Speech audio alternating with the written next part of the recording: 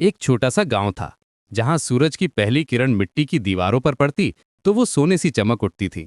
इसी गांव में एक लड़का रहता था जिसका नाम था आरव। उसका घर भी मिट्टी का ही बना था, जिसकी छत पर खपरैल लगी थी। घर के एक कोने में एक पुरानी सी लकड़ी की मेज थी जिसकी सतह पर अनगिनत खरोचे थीं। यही खरोचे आरव के सपनों की गवाह थीं। इसी मेज पर वो अपनी पुरानी किताबें रखकर घंटों पढ़ाई करता था। आरव का एक ही सपना था, डॉक्टर बनना। लेकिन उसका ये सपना उसके गांव वालों के लिए एक मजाक जैसा था। जब भी वो किसी से कहता कि वो बड़ा होकर डॉक्टर बनेगा तो लोग हंस पड़ते। गांव के बड़े बुजुर्ग उसे समझाते, अरे आरव, हम किसान लोग हैं, हमारा काम खेती करना है। ये डॉक्टरी वाक्टरी बड़े लोगों के, शहर वालों के काम हैं। इन सब में बहुत पैसा लगता है, बहुत ज्यादा पढ़ाई करनी पड़ती है। तू ये सब छोड़ और अपने बाबूजी के साथ खेतों में हाथ पटा। कोई कहता, देख बेटा, ऊंचे सपने देखना अच्छी बात है, पर उतने ही ऊंचे जहां से गिरने पर चोट ना लगे। ये बातें आरव के दिल में चुभती थीं, लेकिन उसने कभी इन बातों को अपने इरादों पर हावी नहीं होने दिया। वो बस मुस्कुराकर चुप रह जाता। वो जानता था कि उसके पास महंगे कोचिंग सेंटर जाने के लिए पैसे नहीं है, ना ही शहर की तरह 24 घंटे बिजली की सुविधा है।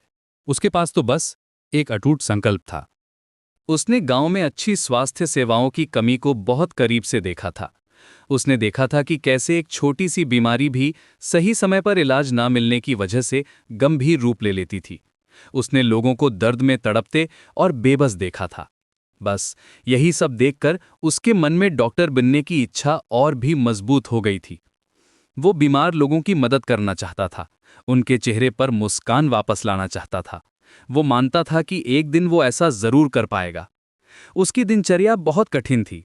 वो रोज सुबह सूरज उगने से पहले उठता, घर के कामों में और फिर खेतों में अपने पिता की मदद करता। और फिर जैसे ही उसे फुर्सत मिलती, वो अपनी पुरानी मेज पर बैठ जाता। स्कूल से मिली पुरानी किताबें ही उसका सहारा थी। वो एक एक अक्षर को ऐसे पढ़ता मानो कोई खजाना खोज रहा हो।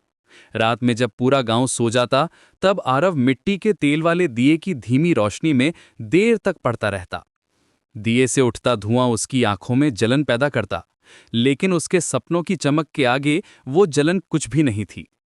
कई बार ऐसा होता कि पढ़ते पढ़ते रात को तेल खत्म हो जाता और दिया बुझ जाता, लेकिन आरव का हौसला नहीं बुझता था।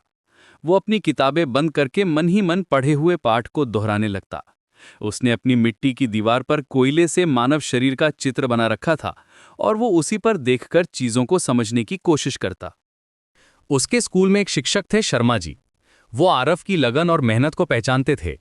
उन्होंने ही आरव को शहर से कुछ पुरानी मेडिकल की किताबें लाकर दी थीं। वो अक्सर आरव से कहते, बेटा, तुम्हारे इरादे बहुत नेक हैं और तुम्हारी मेहनत सच्ची है।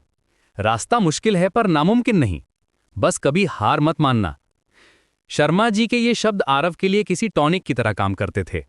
जब भी वो निराश होता, उसे शर्मा जी की बातें याद आ जाती और उसमें एक नया जोश भर जाता। समय बीतता गया। आरव ने 12वीं की परीक्षा बहुत अच्छे नंबरों से पास की। अब उसके सामने सबसे बड़ी चुनौती थी मेडिकल की प्रवेश परीक्षा। गांव वालों ने फिर से कहना शुरू कर दिया, देख लिया, 12वीं पास कर ली, बहुत है, अब कोई छोटी मोटी नौकरी पकड़ ले। लेकिन आरव ने किसी की नहीं सुनी। उसने परीक्षा की तैयारी के लिए दिन रात एक कर दिया। परीक्षा का दिन आया। वो पहली बार अपने गांव से निकलकर शहर गया था। बड़े बड़े सेंटर, हजारों की भीड़ देखकर वो थोड़ा घबराया, लेकिन फिर उसने अपनी आंखें बंद कीं और अपने गांव के उन बीमार चेहरों को याद किया जिनकी वो मदद करना चाहता था। उसकी सारी घबराहट दूर हो गई और एक आत्मविश्वास ने उसकी जगह ले ली। उसने पूरी लगन से अपना पेपर दिया। जब नतीजा आया तो पूरे गांव में जैसे भूचाल आ गया। आरव ने मेडिकल की प्रवेश परीक्षा पास कर ली थी। उसे एक सरकारी मेडिकल कॉलेज में दाखिला मिल गया था। जो लोग कल तक उस पर हंसते थे, आज वो हैरान थे। जो उसे हतोत्साहित करते थे, आज वो उसकी मिसाल दे रहे थे। आरव की कहानी सिर्फ एक परीक्षा पास करने की कहानी नहीं थी।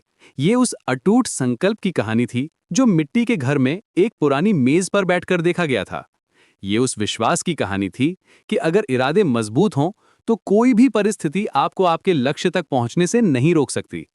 आरव ने साबित कर दिया था कि सपने देखने के लिए महलों की नहीं, हौसलों की जरूरत होती है।